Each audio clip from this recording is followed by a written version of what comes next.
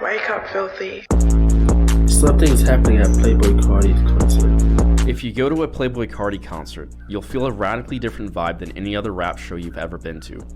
As soon as the beat drops, the entire audience enters an animalistic high-energy state, good, bro? And that's when the violence starts. This is what moshing at a Carti concert is like. I would never commonly go to a called concert. raging in our culture today. In the time that Carti's been touring, raging has spread infectiously into other rap shows. But how did we get here? Moshing itself is nothing new.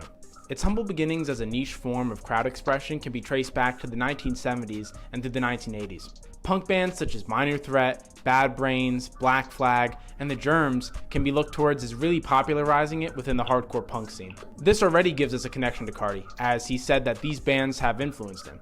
Alongside his Anarchy tattoo and the Bad Religion tattoo, another punk band, he's also been seen sporting vintage Black Flag merch, and references The Germs in his own merchandise. Through the 90s, new bands took inspiration from these older hardcore bands, and the sound evolved into grunge. Grunge exploded in popularity in the 90s, with the most well-known example being the Naked Baby Band. And as grunge became popularized, I thought that was gonna show that. it. Imagine for a moment, grunge bands like Nirvana, Alice in Chains, or Soundgarden selling out huge venues with large groups of people filling chaotic mosh pits. But it doesn't stop there. The thing to really kick moshing into popularity with all different kinds of genres was the introduction of multi-genre festivals such as Lollapalooza and Coachella. These festivals allowed people from different types of audiences to come together and share the moshing experience. What was once something that happened only at a much smaller hardcore show type venue now became a worldwide phenomenon with normies. I can remember it at Lollapalooza. I saw like maybe the most wicked pit of my life. Fast forward to 2016. The influence of hardcore and punk were commonplace in the underground rap scene, between fashion and sound, and had given us artists like XXXTentacion, Travis Scott, and A$AP Rocky, all bringing their own artists like XXXTentacion, Travis Scott. Why they doing Travis Scott like that? Who told us he's looking? Kylie? Gotta be. And A$AP Rocky, all bringing their own version of the darker and more alternative style of rapper to the table. Carti, however, stood out among his peers due to the consistent delivery of punk energy throughout the entirety of his image and sound. Looking at his clothes, album covers, his hard-hitting production, and even just his live shows, it was clear that Carti was more than just inspired by punk. He wanted to be punk. The following piece of footage is an excellent example of this. While not as punk as Gigi Allen, of course, Carti's making an homage to his influences in a sense. Fun fact, this piece of Carti history took place right here at the Tabernacle, right in Atlanta.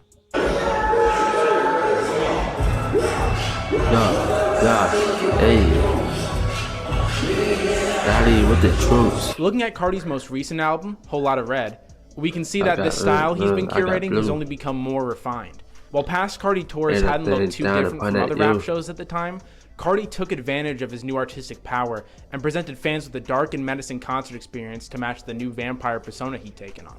These concerts were blacked out, smoke-filled, and focused on the chaos captured in his music, with new extended guitar intros for all of the tracks on the album, as well as the presence of people on stage like Burberry, to make it clear that he was the new generation of punk. People on stage like Burberry. I remember Lil Uzi had this hairstyle at a concert. I didn't even know it was him at first, but nigga, I was like, what the fuck did he do with his hair? I don't see what's so cool about this hairstyle. This shit look kind of strange in a way. Like, what the fuck? But hey, you do you. To make it clear that he was the new generation of punk, or in his words, we some rock stars, we the new black flag. Fashion-wise, Carti's style had leveled up beyond just the punk influences, mixing in elements of metal, goth, and glam rock. Influence from both Matthew Williams of Givenchy and Rick Owens, two acclaimed designers in the fashion world, had also contributed to Carti's iconic look. The change in his look had signified a distinct... Wait, did he actually get that, did he actually cut off like some of his tongue? Like, did he actually get that surgery, or am I bugging? I hope I'm bugging. I hope he didn't. Cause oh my fucking god, that looks disgusting. Its metamorphosis from underground rapper to rock star punk sensation. Okay, he did. The audiences loved it. Through his art, Carti was helping to open up the youth to a new. Hold on, wait. When I first dropped, everybody was clowning it, but now niggas is fucking with it. expression of energy at hey, rap when that shit dropped, I was clowning it too. I don't care. Yeah, I don't Through care. a wombo combination of Carti's King Vamp tour, the seemingly never-ending leaks of his music, I don't know his why. features on Ye's Donda 1 and 2, I started to get into and Rick the artists more. he's brought into the spotlight through his own label, Opium, the Rage. Rick's more like Converse, really. Just more expensive Converse, kinda. But I like both of them. I don't have either, but I will get some in the future. They can go with a lot of fits.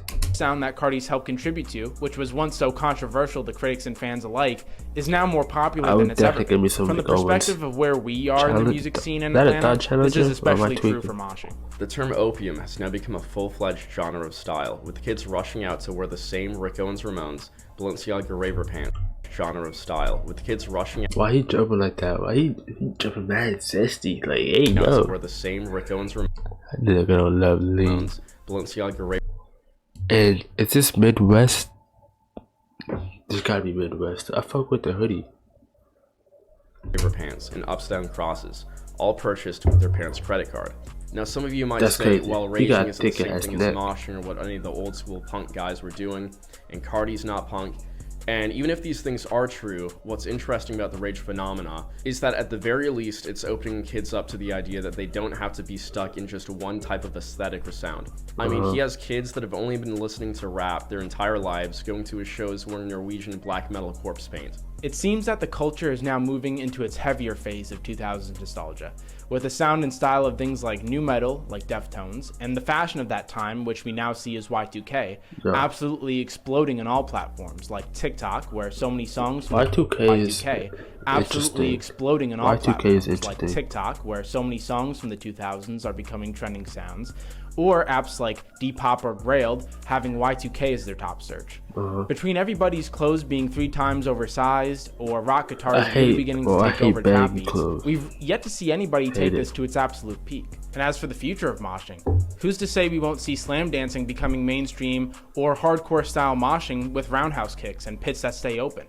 Maybe these things will continue to cross genres, even more now that seemingly every artist has a sound that's some sort of mix of genres. And does it even matter? Seeing that there's a community for every kind of style now, you're bound to find the people no matter what you're into. I'm going home after that. I don't care. I'm going home. I got a bloody nose. Some may argue that not staying. I don't care how much I paid for that ticket. Of moshing more diluted and commercial. Others might see it as their niche finally getting the recognition it deserves. At the end of the day, these things are certain. People want to rock. If I get a bloody nose and I'm bleeding like crazy, got me fucked up. I'm not staying.